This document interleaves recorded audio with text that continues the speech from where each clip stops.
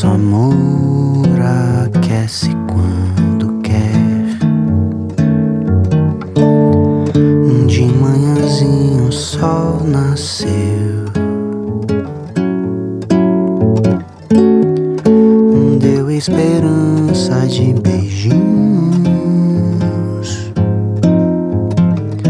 Não espere tanto, tanto tenho a dar pra fazer o frio evaporar.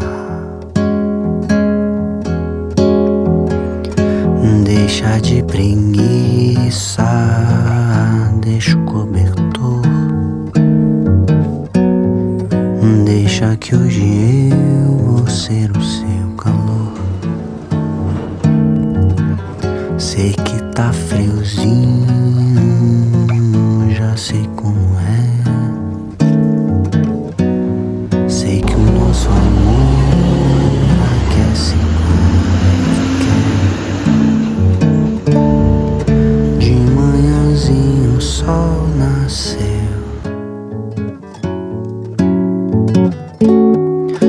deu esperança de beijinhos.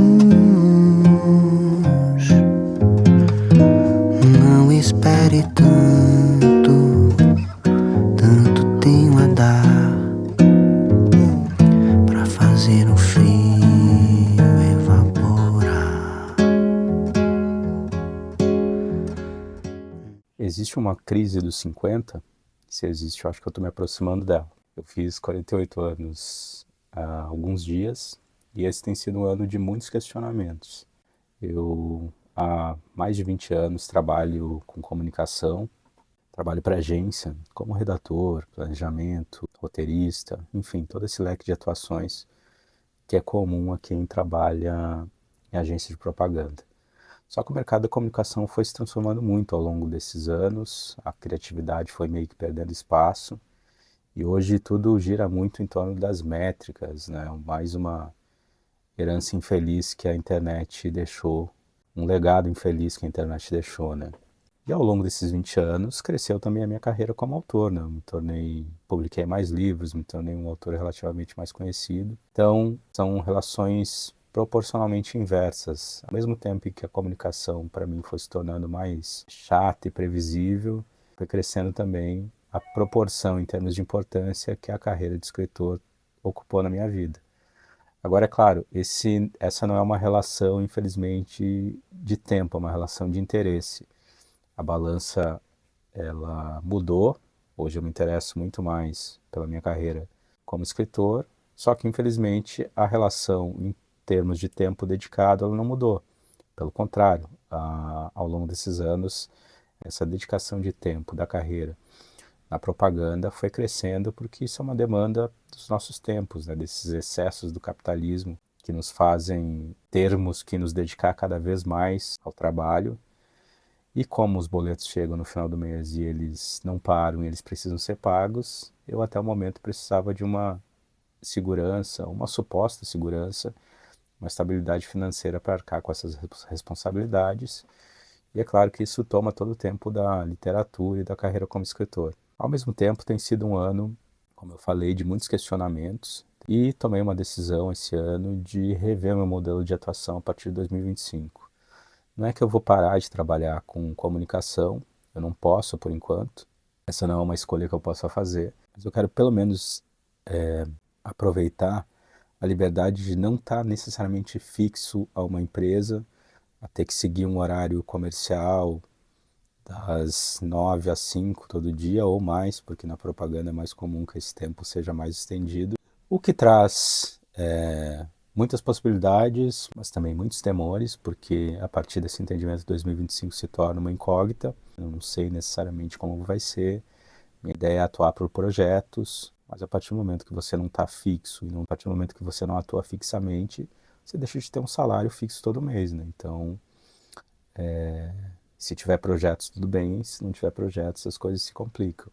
Mas parte desse movimento diz respeito a uma tentativa de transição para que eu consiga ir abraçando, inclusive, mais coisas que tenham a ver com o campo da literatura do que com a comunicação. Eu acho que, muito provavelmente, essa não tenha como ser uma transição rápida, muitas coisas precisam acontecer do lado da literatura para que eu possa, enfim, ir tirando o pé do lado da comunicação, mas isso tem levado a muitos questionamentos, inclusive a uma intensificação de alguns sentimentos que já existiam antes, mas que diante dessa impossibilidade de entender exatamente como que vai ser o ano que vem, acabam se acentuando, né? Acho que, em certa medida, esse não saber meio que intensifica esse vazio, essa sensação de angústia pela qual todos nós, eu acho que em alguma medida passamos hoje, ou todos não, mas pelo menos boa parte das pessoas, a gente tem uma espécie de vazio existencial, um espaço que a gente está tentando preencher das mais diversas formas possíveis,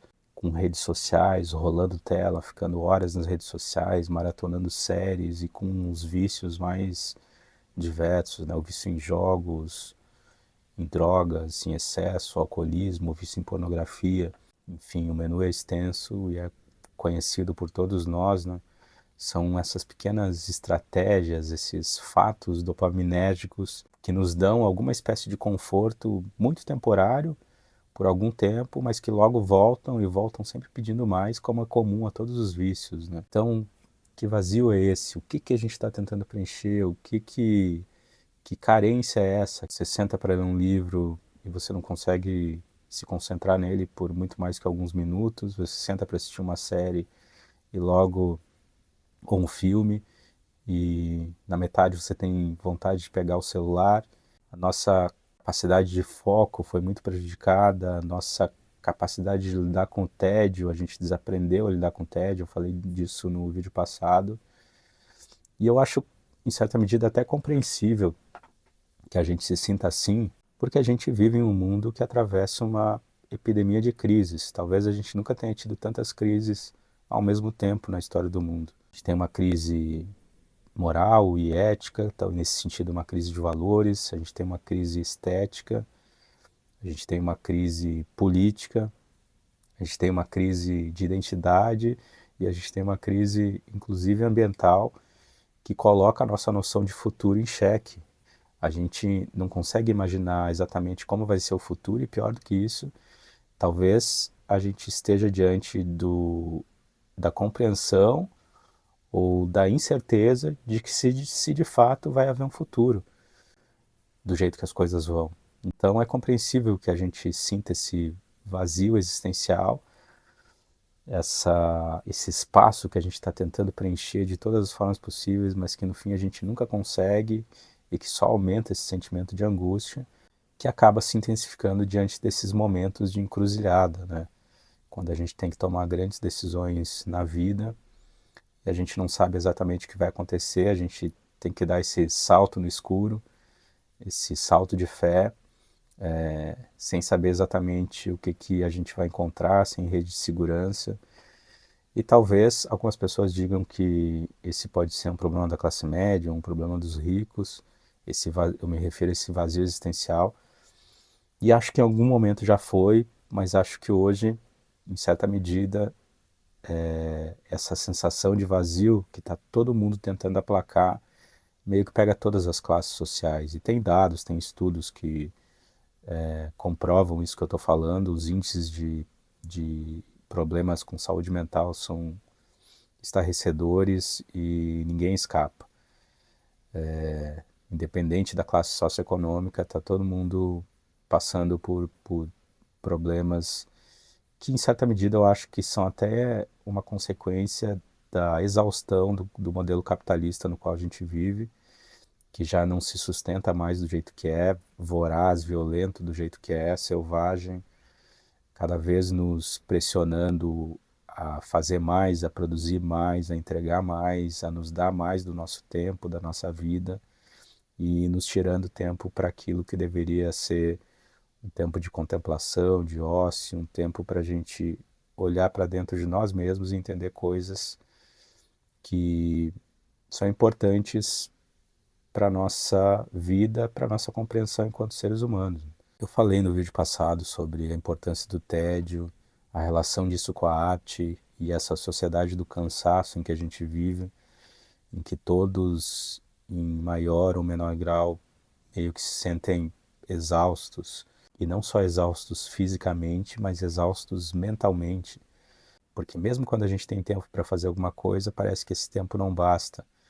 É o que eu falei antes, a gente senta para tentar fazer alguma coisa e não consegue, tentar ler um livro, assistir um filme, uma série, e parece que a gente não consegue mais se ancorar no mesmo lugar, e a todo momento esse vazio volta, né? A gente, na hora de deitar, a gente sente como se tivesse algo devorando a gente por dentro, e no outro dia de manhã a gente acorda com uma fome imensa de preencher esse vazio que nos foi tomado ao longo da noite, mas que na verdade nunca é preenchido, porque nós desconhecemos a natureza do que está acontecendo, né? A gente nunca consegue identificar de fato o que nos falta, e isso acaba nos colocando nesse ciclo vicioso de sempre tentar preencher e sufocar essa angústia, esse espaço vazio, mas sempre acabar buscando por mais, né? Seja nas redes sociais, seja no jogo, seja na comida, enfim. Ao mesmo tempo, eu acho que é papel da arte investigar a condição humana sempre. Quando a gente investiga a condição humana, nós estamos nos investigando, e talvez essa própria angústia, essa sensação faça parte do caminho do artista, né? Eu acho que no mundo multifraturado como esse em que a gente vive, o artista está sempre tentando encontrar as próximas perguntas, sempre tentando buscar o caminho de voltar para casa, mas ao mesmo tempo me parece que a gente nunca vai encontrar esse caminho de volta para casa, porque a partir do momento em que a gente encontra esse caminho, a arte meio que perde a sua função.